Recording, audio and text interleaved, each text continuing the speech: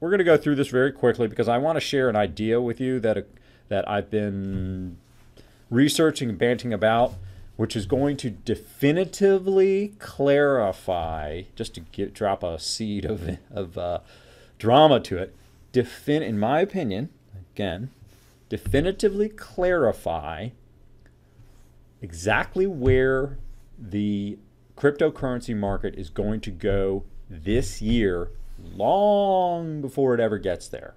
Okay? Long before. And once this happens or does not happen, it's a binary event, more or less. It will tell us whether Bitcoin might hit $60,000 or $100,000 this year, or even see $20,000 a year this year, and all the rest of the market. And that's what I've arrived at. So it is kind of a interesting concept, considering the power it could give us in trading. You could comfortably take long-term positions knowing that you're going to be ramping up dramatically. And that's a kind of a powerful thing. Alrighty. Now that I've spent a long time on the side roads, let's get to the main highway here of the Coin Mastery series. I'm going to be talking about NEM, which is actually, you would think that they would list it as NEM, but generally it's listed as XEM when you talk about it. And I have to say this. So day trading and short-term trading and options trading and future trading are extremely risky undertakings. Generally, they are not appropriate for someone with limited capital, little or no trading experience, and a low tolerance for risk. Never execute a trade unless you can afford to and are prepared to lose your entire investment. All trading operations involve serious risk, and you can lose your entire investment. No trades are recommendations or advice, and no trades are recommendations or advice, and cannot get sued for loss of capital. Of course, that sentence doesn't make any sense at all. I think you understand what I'm talking about, though. All trades are for educational purposes. People contact your broker or REI for execution, merger, and other capital requirements. Everyone watching presentation adhere to all disclaimers on Option Hacker and a CryptoShark.com. Wasn't that fun to read? All right, so the current holding, I am long them, but I don't hold that position. I'm really not even that long them. I think there are better options. That's my opinion. But anybody out there a NEM holder or NEM fan in the chat room? Anybody? I have bought in and out. Yes, okay. Giuseppe, not yet. Okay, I have bought in and out and traded NEM, but I'm not. You have some. Okay, I don't think it's in danger of falling off the table, but neither do I think it's in danger of displacing Ethereum or a bunch of others. Okay, so that's my position on NEM. What is NEM? It's a foundation in Singapore. I think it started with a couple of developers. I've researched them. A couple of developers, they came up with it. Then there was a foundation built around it. And I am beginning to think that there's an unwritten story behind NEM, suggesting to me that this was a government academia project to a certain extent, so that they could have a blockchain appropriate for government and academia, as well as potentially for the public. It has tinges of that. Some decisions made within the system indicate that to me. It almost looks like a corporate project that, oh yes, can be made to work peer-to-peer. That's what it appears to me to be. So it's an interesting way that it was found, but it's got 17 members, so there's a fair... most of the members are not coders. Most of the members appear to be financially oriented and government oriented, academic oriented. It's got 4 founders, which means we're primarily developers. That's what I've seen. It may have more. There may be people working on it independently, but I don't really think so. In fact, once I'm done with this slide, focused on promoting NEM as a platform to governments, corporations. That was interesting. It's one of the few is maybe extreme. There aren't an awful lot of peer-to-peer and distributed networks that are saying we want government business. There are some.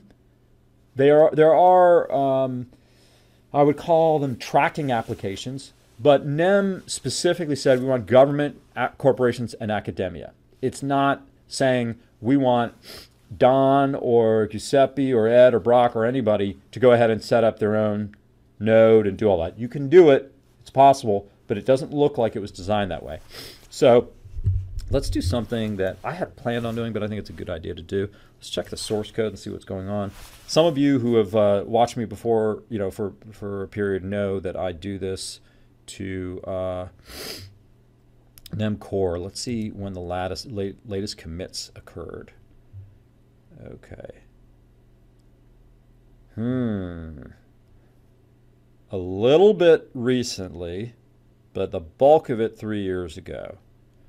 An add validation result for Mosaic Levy, bump version to 0. That's fairly minor. That's not all that minor. 10 branches, not 4 contributors. There we go. That's what I was saying. I said when I looked at it, it appeared to me that there were 4 developers. That's really a relatively small team, okay? Relatively small team. Let's check at the nano wallet. There may be more there. Actually, nano deploy. Yeah, that one could be interesting. I haven't seen 3 contributors 7 months ago, a month ago. Yeah, that's not a big deal. Okay, so they're not popping out. Now the nano wallet, I would bet you 10 to 1 has more going on with it. Yeah, 15 contributors. Okay, that's where they're putting most of their activities. A month ago. All right, so they're fairly aggressive in developing, and they have 15 contributors. That's beautiful. That's top notch, top notch. So that's an interesting look at the back process of what's going on. Okay, so we're going to look at by the numbers. About 9 billion. This is one of the things I'm not super thrilled about with NEM. I think it's too high of an account. I think 1 billion is fine, but 9 billion. It's, as I said, down about 50%, a little more, but down 50%. And I don't think, and this is one of the things I don't like about it, is it's not showing relative strength. That's a concern. That's a big concern. I look for that. In fact, when there's a down day, I'm just scanning to find, okay, which coins are resisting the down beta. And that's how I happened upon Walton and a couple of other ones. And I started to analyze the numbers and realized this is going to be the new leader on the up day. I shared that with everybody here. That's exactly what happened. That's exactly what happened. So NEM appears to me there's a big headwind against it. I don't think the community is supporting it, and its relative to performance is showing that. So the transaction speed is up there with the best, and that can go higher. They have some tools that they could put in place to go higher. But you know what transaction speed is for 99.5% of the projects out there? It's a non-issue. It's a non-issue. They're so far from use case scenarios that that's just all but irrelevant. Yes, it qualifies it for future use, but Ryblox is up there, Pivx, Dash is up. Bill, do you see any pushback from government's anti-money laundering regulation? Oh, Brock, very good point. We're going to talk about that. Very good point. In fact, you know what? Let me tell you what, Brock, I'm totally going to answer that question because, let's see, it's 22 minutes. I'm going to blow through this very, very quickly. Because the bottom line on NEM is it's not going to kill your portfolio, but it isn't going to put you in any Jaguars anytime soon. That's my opinion, all right? So I'm going to blow through this, and then I'm going to talk about what Brock said, because as all of you know, that's what I said is the single thing that could kill this market. That's it. So we have to pay attention to it. All right. So the transaction speed, great. That's very nice, but it's irrelevant. There's no use case anywhere near it for it now. The fee is relatively trivial. Now this one's kind of weird. 0.05 ZEM or NEM for 32 message bytes. That seems a little bit high, or a lot high. That's for transacting with smart contracts and things like that. What does NEM do? It's a platform. It's a unique platform. Yeah, that's certainly true. That's certainly true. But I'm gonna get to that, Brock, here in just a minute. I'm gonna go through this. We'll conclude NEM, and then I'm going to address that immediately, and then I'm going to dive into that indicator that I thought that I told everybody about. That it's a risky one. I'm putting my neck out there on this one, but that's what makes life fun, right? So it's competing with Ethereum. May want to edit the chart to change Bitcoin to NEM. Yeah. Well, yes. I'll tell you why this happened. I'm rescuing Andrew today. Thank you. I'm rescuing Andrew today. Bitcoin hopes it could be a NEM. Let's put it that way. Bitcoin, if it woke up one day and Bitcoin was NEM, Bitcoin would hit $20,000 right away. It would be a big deal. So yeah. Thanks, Ed. So NEM is a platform competing with Ethereum, Waves, Ardor, Next, Steam, EOS. I put out EOS because EOS has no product yet. Cardano should get a double question mark because it's really got no. It doesn't even have a test net. Has nothing. Neo is live and running. Lisk is, I think, live and running. Dragon Chain, a bunch of others that are out there that are bidding to be platforms. Simple Token qualifies, and Simple Token's actually really well done. I think they get the idea.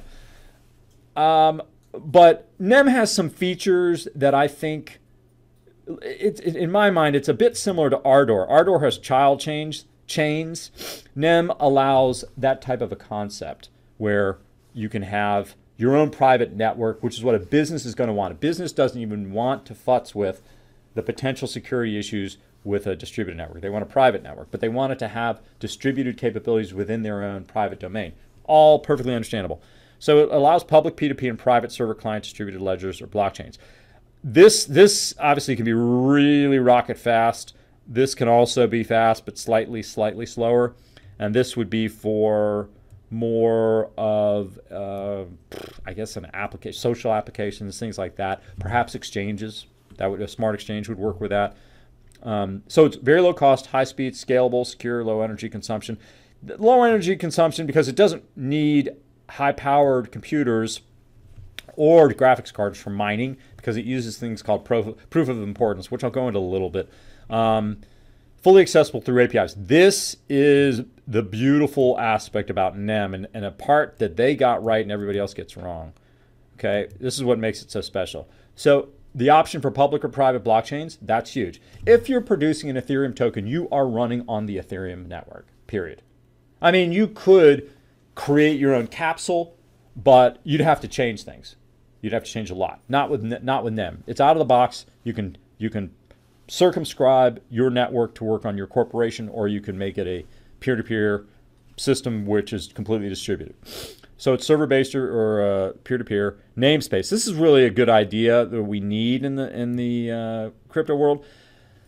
Instead of having these humanly incomprehensible, it's impossible to memorize 26-digit signatures and wallet addresses, you can create namespaces. That's a very good, friendly aspect of NEM. However, I think that wouldn't be particularly difficult to add to a lot of other systems, and I'm sure some other ones have it out there. I know, in fact, some others, but I haven't remembered it. Mosaics, I think Mosaics, they've added a bit too much. They've added a conceptual layer that wasn't really necessary. What a mosaic is supposed to be